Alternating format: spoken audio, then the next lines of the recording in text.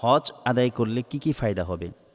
রাসূল সাল্লাল্লাহু আলাইহি ওয়াসাল্লাম তিরমিজি শরীফের ৮১১ নম্বর হাদিসে বলেছেন, যদি কোনো ব্যক্তি হজ আদায় করে আল্লাহ রাব্বুল আলামিন তার সামনের সমস্ত গুনাহ মাফ করে দেয়।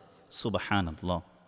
২, রাসূল সাল্লাল্লাহু আলাইহি ওয়াসাল্লাম হাদিসে বলেছেন, যদি কোনো ব্যক্তি হজ আদায় করে এবং খারাপ কাজ না করে এবং খারাপ কথা না বলে, তাহলে রাসূল সাল্লাল্লাহু আলাইহি ওয়াসাল্লাম বুখারী শরীফের ১৫২১ নম্বর হাদিসে বলেছেন, মায়ের গর্ভে থেকে সন্তান যেভাবে জন্মগ্রহণ করে ওই ব্যক্তিকে হজ আদায় করার কারণে আল্লাহ রাব্বুল আলামিন ওইভাবে নিষ্পাপ আদায় করে। ৩, রাসূল সাল্লাল্লাহু আলাইহি ওয়াসাল্লাম হাদিসে আছে, আমর ইবনুল আস যেদিন মারা যাবে ওই দিন আমর ইবনুল আস শুয়ে রয়েছেন। সমস্ত সাহাবায়ে কেরাম আমর ইবনুল আসের চেহারার দিকে তাকাচ্ছেন, মনে হচ্ছে আমর ইবনুল আস চিন্তিত। তখন সমস্ত সাহাবায়ে কেরাম বললেন, হে আমর ইবনুল আস, তুমি কি ভুলে গিয়েছ যারা হজ আদায় করবে তাদের পূর্বে সমস্ত গুনাহ আল্লাহ রাব্বুল আলামিন মাফ করে দিবেন।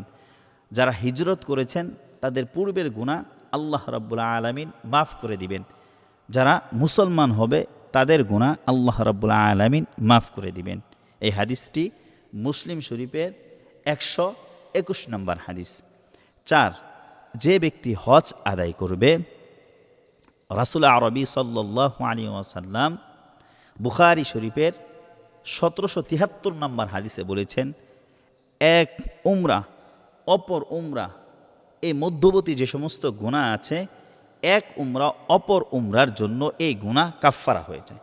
সুবহানাল্লাহ। শুধু তাই না, এই হাদিসে রাসূল সাল্লাল্লাহু আলাইহি ওয়াসাল্লাম বলেছেন যে আল হাজ্জু মাবরুরুন লাইসা লাহু ইল্লাল জাযাউল জান্নাহ, যে হজ মাবরুর একমাত্র প্রতিদান হচ্ছে জান্নাত। সুবহানাল্লাহ।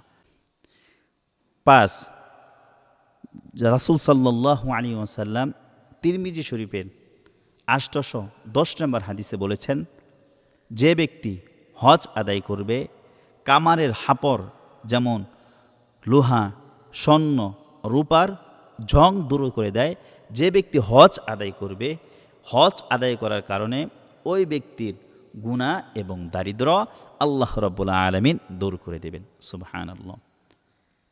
রাসূল সাল্লাল্লাহু আলাইহি ওয়াসাল্লামকে জিজ্ঞেস করা হয়েছে কোন হজ শ্রেষ্ঠ?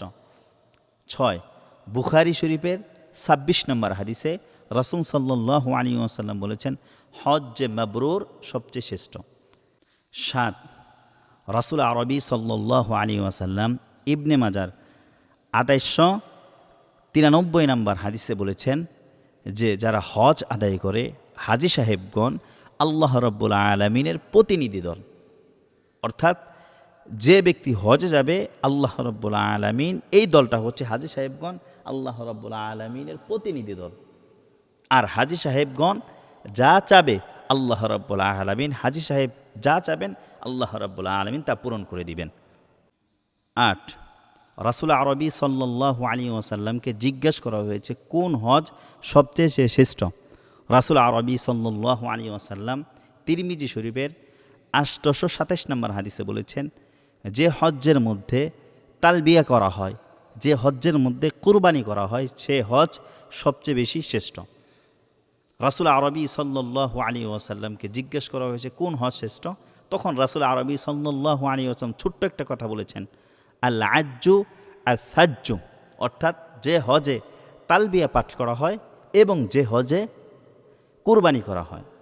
৯, রাসূল আরবি সাল্লাল্লাহু আলাইহি ওয়াসাল্লাম তিরমিজি শরীফের ৮২৮ নম্বর হাদিসে ইরশাদ করেছেন, যে ব্যক্তি তালবিয়া পাঠ করে আল্লাহুম্মা লাব্বাইক আল্লাহুম্মা লাব্বাইক, যে তালবিয়াটা পাঠ করে, যখন এই তালবিয়া পড়ে তখন ওই হাজী সাহেবদের সাথে আশেপাশের গাছপালা, পাথর, জমিন সহ আল্লাহ রাব্বুল আলামিনের তাসবিহ পাঠ করতে থাকে।